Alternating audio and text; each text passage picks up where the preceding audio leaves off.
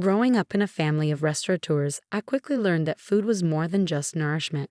It was an art form, a legacy, and a powerful way to bring people together. My grandmother's small noodle shop in Chinatown had sustained our family for 3 generations.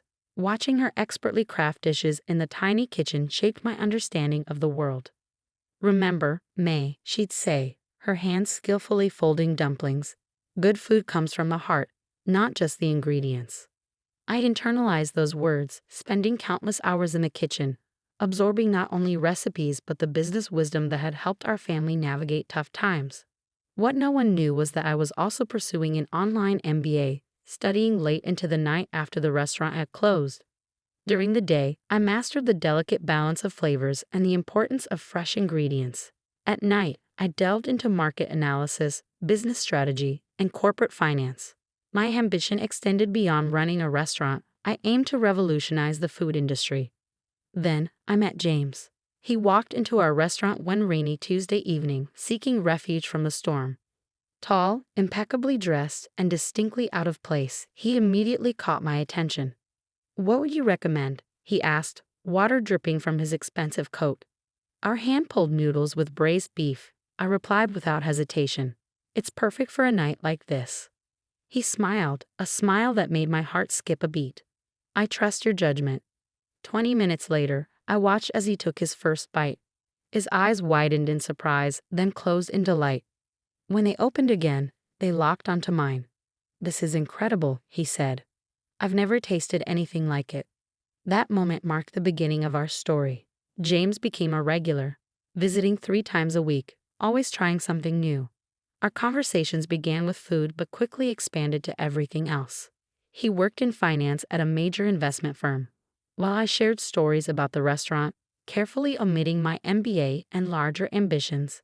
6 months later, he proposed, simple and intimate, just us in the restaurant after closing, over a bowl of the noodles he first tasted. Meeting his family was a different story. The Chens were old money, with a business empire encompassing restaurants, hotels, and real estate. James's father, Richard Chen, was CEO of Chen Global Hospitality, one of Asia's largest luxury hotel and restaurant groups. His mother, Victoria, embodied old-world elegance, while his sister, Amanda, was the company's director of operations. From the start, it was clear I didn't fit their ideal image of a daughter-in-law. A small restaurant? Victoria's perfectly manicured eyebrows arched during our first meeting. How quaint. Amanda's disdain was more overt. "James, you can't be serious. We're Chens. We own restaurant chains, not street food stalls." James squeezed my hand under the table but remained silent, a red flag I chose to overlook.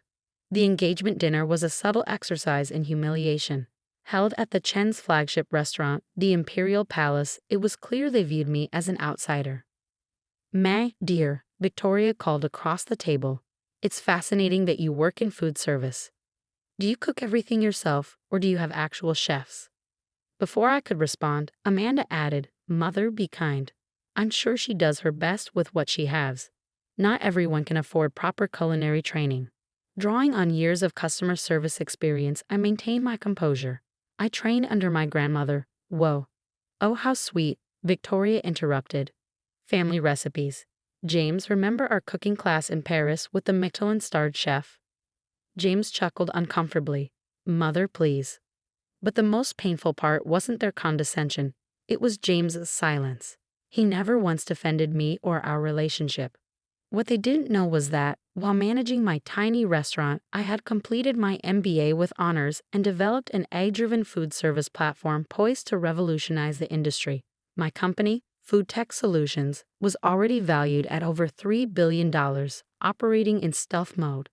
I had kept this private, wanting to be judged for who I was, not what I owned. But as wedding preparations began, it became clear that the Chens would never accept me. The breaking point came during a family dinner at Victoria's mansion. I brought some of my signature dishes to share my heritage. Victoria wrinkled her nose at the containers. "Oh, he brought takeout." "Actually, I made these myself," I said proudly. "They're my grandmother's recipes." Amanda prodded the food with her fork. "How authentic. But for the wedding, we should stick to proper catering. We have a reputation to maintain." James, beside me, focused intently on his phone. The wedding menu is settled, Victoria announced. Chef Pierre from Paris will cater. We can have street food at a Chen wedding. My food isn't. I began, but Victoria raised a hand. May, dear, understand that the Chens are more than a family. We're a brand. Your little restaurant is charming, but it's not up to our standards. After the wedding, we could help you find a more suitable occupation. My phone buzzed. It was an alert. Chen Global Hospitality's stock had plummeted 30% in after-hours trading due to leaked quarterly losses and potential fraud in their restaurant division. Victoria turned ashen. Amanda frantically typed, and Richard barked orders into his phone. James turned to me, pale. I need to go to the office. Family emergency. I stood calmly. Actually, I think I can help. Everyone froze. Help? Amanda sneered, though her voice wavered. Unless you can conjure $500 million, your noodle expertise isn't relevant. I pulled my laptop from my bag. Actually, I'd like to show you something. Victoria waved a dismissive hand. May, dear, this is hardly the time for food tech solutions, I interjected calmly, turning my laptop around to face them. Have you heard of it? The color drained from Amanda's face. Of course she had. Every major player in the hospitality industry knew about the enigmatic tech company revolutionizing restaurant operations worldwide. Richard lowered his phone, eyes narrowing. What about it? I founded it 3 years ago, I said simply. It's currently valued at $3.2 billion. And yes, Amanda, I can produce that $500 million you need, and more. A heavy silence fell over the room. James gaped at me. But you run a small restaurant. I run several things, James. The restaurant is my passion. Food tech solutions is where my business acumen thrives. I turned to Victoria. Those street food recipes you mocked are the foundation of an AI-driven menu optimization system now used by 5-star restaurants worldwide. Richard leaned forward, his earlier disdain replaced by keen interest. You're saying you're the CEO of Food Tech Solutions, the company every hospitality group is chasing. The same, I confirmed, pulling up our financials. We're in stealth mode but plan to go public next quarter. Our AI platform revolutionizes everything from inventory management to customer preference prediction. Something your company desperately needs right now. I gestured to Amanda's laptop, showing their dismal financial report. Victoria's hand trembled as she set down her wine glass. But why didn't you tell us? She asked, voice faltering. Would it have made a difference? I asked softly. Would it have made me more worthy of respect? More suitable as a daughter-in-law? The fact that you're even asking speaks volumes. Amanda's face reddened with anger. You expect us to believe you, a restaurant owner, built a billion-dollar tech company in secret? I displayed a screen of patents and proprietary algorithms. Your crisis stems from outdated systems and manual inventory management. These are exactly the issues my technology solves. Richard's business instincts flared. We should discuss this privately, perhaps over dinner at the Imperial. No, I cut in. We'll discuss it here, where you've belittled me for months. You've made it clear I'm not good enough for your family. James finally spoke. May, why didn't you tell me? I looked at him, a profound sadness settling in. I wanted you to stand up for me for who I am, not for what I own. But you never did. Victoria tried to recover. Darling, you must understand. We have standards. Yes, you've made those standards clear, I said firmly. Now let me set mine. Chen Global Hospitality is on the brink of collapse. I can help, but there will be conditions. Amanda's eyes darkened. Conditions? This is blackmail. No, Amanda, this is business. I stood smoothing my dress. You've treated me like I'm beneath you. Now you need my help. Can your pride handle that? Richard's tone turned conciliatory. Name your conditions. First, a complete reorganization of your management. Your leadership is incompetent. I glanced at Amanda, who sputtered indignantly. Second, full implementation of Food Tech Solutions systems across all properties. Your outdated methods are bleeding money. Third, I continued, a public acknowledgement of our partnership and the fact that I, owner of that little restaurant, saved Chen Global Hospitality. Victoria gasped. You can't expect us to. I can. Your stock is in free fall. By morning, you'll have lost half your market value. Your investors are already calling for heads to roll. James reached for my hand. May, please, let's talk. I pulled away. We need to discuss our relationship, James. The room grew silent again. You've let your family insult me, my heritage, and my work for months. You've laughed with them, sat quietly, and never stood up for me. Even tonight, your first instinct was to flee to the office instead of defending me. Tears welled in my eyes, but my voice stayed steady. I don't need a partner who only values me for my wealth. I need someone who would defend me when I had nothing. Victoria rose, her composure slipping. Now see here. No, you see here. I cut her off. I hope to be accepted for who I am. Instead, you've shown me who you are. Accept my terms and save your company or let your pride destroy it. I gathered my things, including the untouched containers of my street food. You have until tomorrow morning to decide. My team will be in touch. As I walked to the door, Amanda called out, "You can't just walk away. This is our legacy." I turned one last time, yes, and you've run it into the ground. If you had focused on innovation instead of judgment, you wouldn't be here. The last thing I saw was James's stricken face, Victoria's trembling hands, and Richard's calculating stare. Their empire was crumbling, and their only hope lay in the woman they had deemed unworthy. Sometimes, karma wears a business suit and carries recipes in takeout containers. The next morning, in my sleek penthouse office overlooking the city, I reviewed our latest AI data. My phone buzzed incessantly. Messages from James, Richard's lawyers, and finally, Victoria herself. My assistant, Sarah, entered with a fresh cup of green tea. The Chen family is in the lobby. All of them. I checked my watch. 7:30 a.m., right on schedule. Give them 10 minutes, then send them up. Those 10 minutes mattered. A negotiation lesson from my grandmother. Let them wait, she'd say. Anxiety seasons any dish.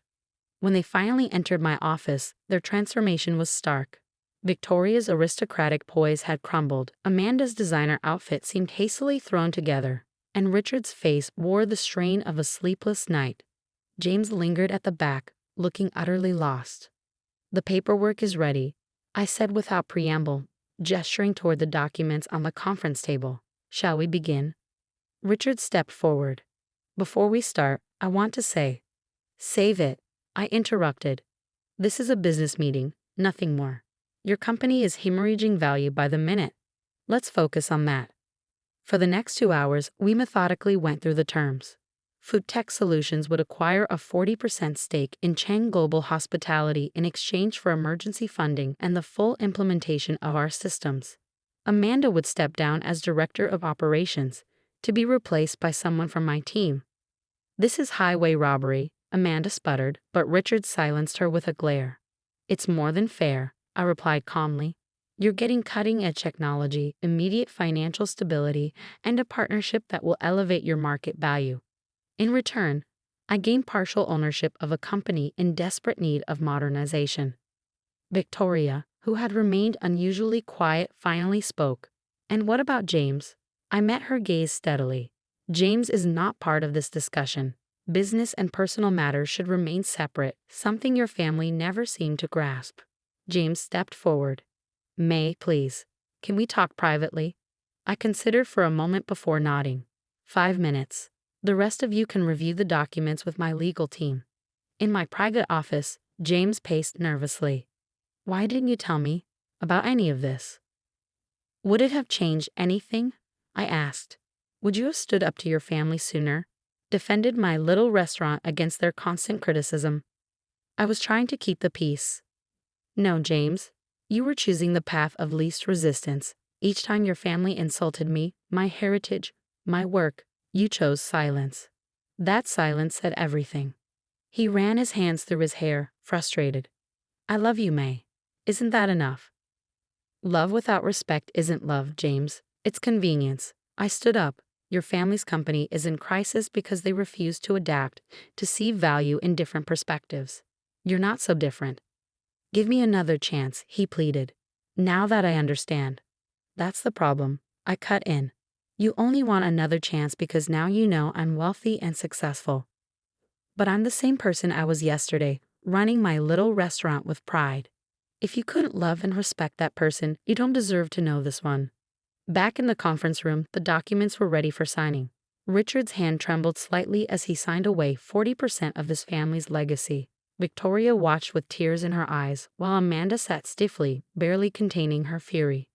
As the papers were notarized, I made one final announcement. One more thing. My grandmother's restaurant, it's not for sale at any price. It will continue operating exactly as it has for 3 generations. But surely with your resources, Victoria began. That restaurant is my heritage, my heart. It's everything you looked down on, everything you mocked. And it will remain exactly as it is. A reminder that success doesn't always wear a designer label or come with a luxury brand name. Over the next 6 months, Chin Global Hospitality underwent a complete transformation. Our AI systems revolutionized their operations, cutting costs while improving service quality. Their stock not only recovered but soared to new heights. The press loved the story. A traditional family business saved by innovative technology from an unexpected source. James sent flowers, letters, even tried to visit the restaurant. I returned the flowers, left the letters unopened, and had security politely escort him out. Some bridges, once burned, should stay that way. 1 year later, I sat in my grandmother's kitchen, showing her the latest financial reports. Chin Global Hospitality had doubled in value, and Food Tech Solutions was now worth over $5 billion. Ah, but how's the broth? She asked, tasting the day's soup. I smiled, understanding her point. Success wasn't about the numbers, it was about staying true to yourself, your values, your heritage. The restaurant was packed as usual, with a line stretching around the block. Victoria had come by once, months ago, presumably to make amends. She waited in line like everyone else, ate quietly in a corner, and left a generous tip. She never returned, but the gesture was noted. Amanda had moved to Europe, unable to face the humiliation of working under my management team. Richard adapted surprisingly well, finally acknowledging that tradition needed to walk hand in hand with innovation. And James, last I heard, he was dating a socialite his mother approved of. Some people never learn. As for me, I split my time between running a global tech company and making noodles in my grandmother's kitchen. Both brought me joy in different ways, both were equally important parts of who I am. The media often asked about the contrast, a billionaire tech CEO who still works in a small restaurant kitchen. They didn't understand that the restaurant wasn't just a business, it was a reminder of where I came from, who I am, and what truly matters. One evening, as I was closing up the restaurant, a young girl peeked into the kitchen. "Are you really the lady who owns all those big hotels now?" I smiled, handing her a freshly made dumpling. "No, sweetheart. I'm just the lady who makes really good noodles. Everything else is just business." The Chen family thought they were teaching me a lesson about status and worth. Instead, they learned a costly lesson about judgment and pride. Sometimes the most valuable things in life come in the simplest packages, and the most powerful people are those who don't need to prove their power. As my grandmother always said, good food comes from the heart, not just the ingredients. The same is true of success. It comes from integrity, not just assets. I still have the takeout containers from that last dinner at the Chen Mansion. They sit in my office as a reminder. Never let anyone shame you for who you are, and never compromise your values for those who can't see your worth. Sometimes, the best revenge isn't serving a cold dish, it's serving a perfectly prepared one. Seasoned with success, garnished with grace, and served with a side of karmic justice.